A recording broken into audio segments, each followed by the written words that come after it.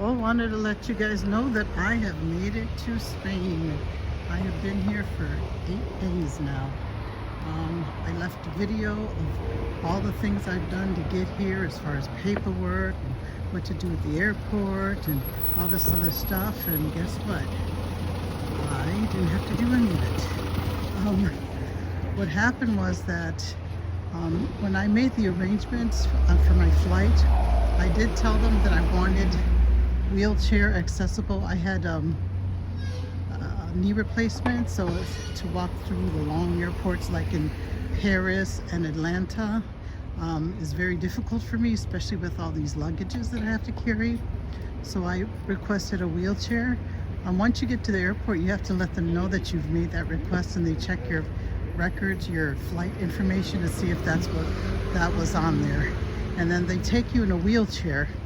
You drop off your heavy luggage, you know, the one that's 50 pounds or less. And then I had a carry-on and a backpack.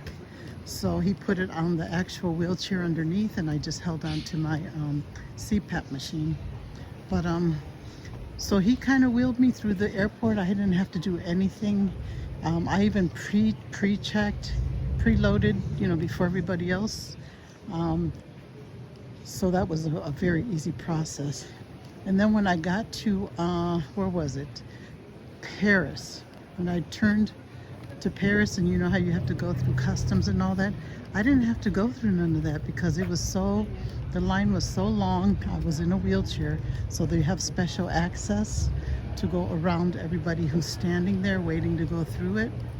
And I guess it was so busy, and he had like 4 people he was pushing to go through customs, that the lady behind, because she was getting frustrated because there was another line, and the other line was getting upset because we were going ahead of everybody else.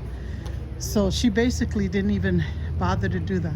I didn't even see an eye scanner or fingerprint or anything, because that's going to be new. So I guess they haven't started it yet where I was going.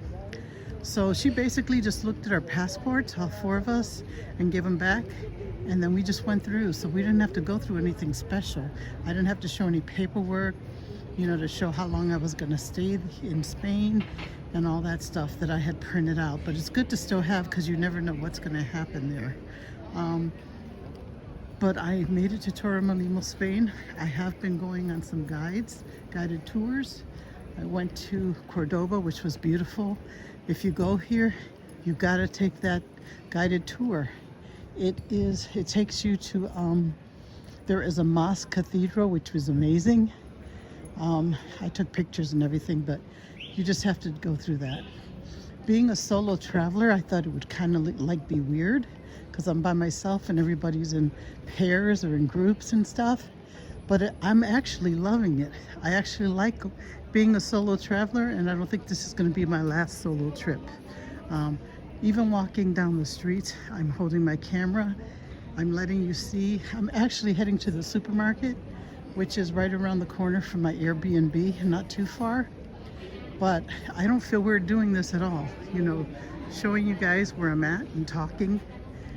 People aren't looking at me weird. They're probably used to people doing this and posting stuff on YouTube and everywhere else, Instagram and all that good stuff. So it's a beautiful day. I want to say it's like maybe in the 60s, but it's kind of busy for, well, I guess it is, well, it's not their lunchtime, but I guess for tourists it would be their lunchtime, but they don't normally eat at this time in Spain. But since there's a lot of tourists here, I guess they're eating at their time that they eat in their country, whether it be the US, UK, or wherever. But it's actually been a wonderful experience so far. Tomorrow I'm going to be taking a ferry to Morocco. I did get some of their money for when I go over there. Let me see, I've done tours. Another good thing that you need to do when you go on vacation is to get lost. You know, I did Google my home address as the Airbnb, and I did Google locations, but for some reason, the locations that I've gone to, by my map. You have to make sure that you put the regions wherever you're at, like here, Spain. I didn't do that, so the Google Maps was taking me everywhere besides where I was supposed to be. So once I fixed that up and recalibrated the maps, it took me where I needed to go. But it took me like a day or two to figure that out. But other than that, it's been amazing. I will definitely do a solo tour, a trip again. For all those who are afraid, or oh my God, should I do it or not? And people trying to talk you out of it, don't listen to them. Take my word for it. This is an excellent, amazing experience. I'm 63. I'm doing it alone. I don't want to die one day and say, I wish I would have ... So this is something that I will definitely experience again. And like I said, take that leap, take that jump. People, they just basically go about their day. They don't bother you, they don't stare at you. Everybody's been very, very nice. You also have to get used to their stores. The supermarket where I'm heading now, I do have a Google Translate app because every single thing is in Spanish. And I mean, I can speak it, I can read a little bit, but not enough to know what I'm buying. The stores here are totally different from the US. Everything here is freshly made. Their bakery is amazing. Their meat section, they cut off the meat. I mean, I can't even explain it, but I know they won't let me go into the supermarket to show you where I'm at. But the supermarket here is, this one that I'm going to is basically like an Aldi store that we have in the United States. But Aldi's, you know how you have to put a quarter into the cart? You don't have to do that here. And this grocery store is underground from this restaurant, which I am heading down now by escalator, so you can see where I'm going. But I'll have to cut it off when I get to the door. And it's under here. And they got tiny, super tiny shopping carts compared to the US too. That's another thing. But you don't have to pay a quarter for it.